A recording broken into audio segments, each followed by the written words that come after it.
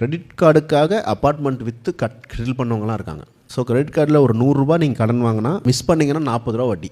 ஒரு 2 மாதம் மிஸ் பண்ணிங்கன்னா டபுள் ஆகிடும். ஸோ நீங்கள் ஒரு 6 மாதம் கட்டாமல் விட்டிங்கன்னா முடிஞ்சு. அதுக்கப்புறம் கிரெடிட் கார்டு பணம் கட்டாமல் எமோஷ்னல் கான்சிக்வன்சஸால் தற்கொலை பண்ணிக்கிட்டவங்க நிறைய பேர் இருந்திருக்காங்க.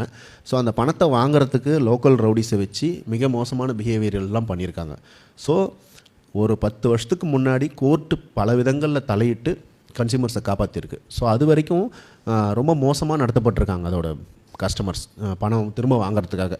ஏறக்குறைய ரவுடிசம்லாம் பண்ணப்பட்டிருக்கு. ஸோ அதெல்லாம் ரொம்ப ஷாக்கிங்காக இருந்தது. நான் ஒரு அஜித் சார் படமாக இல்லைன்னா அதையெல்லாம் பண்ணியிருப்பேன். நான் இது வரைக்கும் ஒரு 10 அக்கௌண்ட் வச்சுருக்கேன். அசிஸ்டன்ட் டைரக்டராக இருந்து ஆரம்பித்து இது வரைக்கும் வேறு பேங்க்கில் எந்த பேங்க்லையும் நம்ம இன்ஃபர்மேஷனை அவங்க யாருக்கு வேணால் ஷேர் பண்ணலான்னு ஒரு வரி இருக்குன்னே எனக்கு தெரியாது.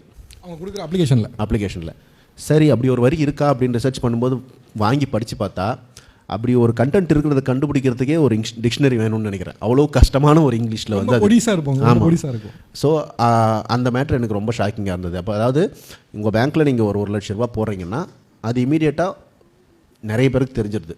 நமக்கு நினைப்போம்ல நம்மகிட்ட காசு இருக்கிறது இவங்களுக்கு எப்படி தெரியும், எப்படி கரெக்டாக ஃபோன் வருதுன்ட்டு. அதுதான். ஸோ இந்த நம்ம இன்ஃபர்மேஷன் ஷேர் பண்ணுறது ஒரு பெரிய டேஞ்சராக நான் பார்க்குறேன். சதுரங்க வேட்டையில் பேசணும்னா நான் சொன்ன மாதிரி அதில் சீட் பண்ணக்கூடிய ஒவ்வொரு விஷயம் ஜோதிடராக இருக்கலாம், இதில் இருக்கலாம்.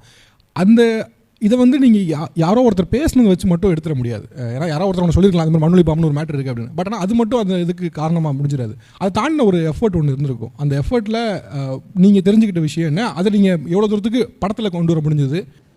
இல்லை அதான் இப்போது அந்த படம் பார்த்திங்கன்னா ஏமாத்துறது இல்லை, பாயிண்ட் விதவிதமாக ஏமாத்துறது இல்லை. நான் அதில் என்ன என் மைண்டு ட்ரிப் ஆச்சுன்னா, இதெல்லாம் ஏன் நம்புகிறாங்க? நீங்கள் சாதாரணமாக சொன்னால் கூட நமக்கு நம்பிக்கை வராது. ஒரு மண்ணுளி பாம்பை நீங்கள் பிடிச்சி அதை வந்து ஒரு 3.5 கிலோ இருக்குதுன்னு சொன்னால் அது ஒரு 1000 கோடிக்கு போகும், 2000 கோடிக்கு போகும்னா நமக்கு பேசிக்காக நம்பக்கூடாதுல்ல.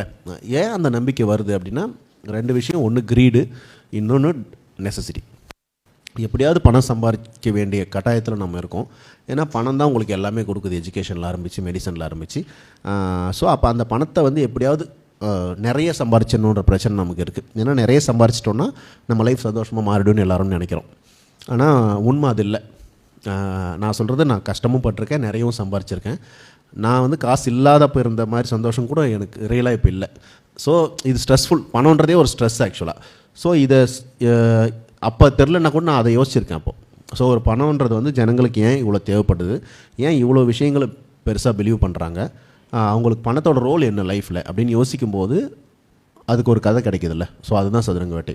ஸோ மண்ணுளி பாம்பு சில விஷயங்கள் என்னென்னா, சில ஏரியாக்குள்ளே நீங்கள் போய் யோசிக்க ஆரம்பிக்கிறீங்கல்ல, அப்போ நீங்கள் கற்பனையாக பண்ணுற விஷயமெல்லாம் உண்மையாகிடுது. துணிவில் வந்து பேங்க் தன்னுடைய பேங்க்குள்ளேயே வந்து லட்சக்கணக்கான ஃபேக் அக்கௌண்ட்டை க்ரியேட் பண்ணி அதுக்குள்ளே பணத்தை அக்கௌண்ட் போலாக்க ட்ரை பண்ணுறாரு சேர்மன்றது கிளைமேக்ஸ். ஆனால் ரியலாக அப்படி நடந்திருக்கு.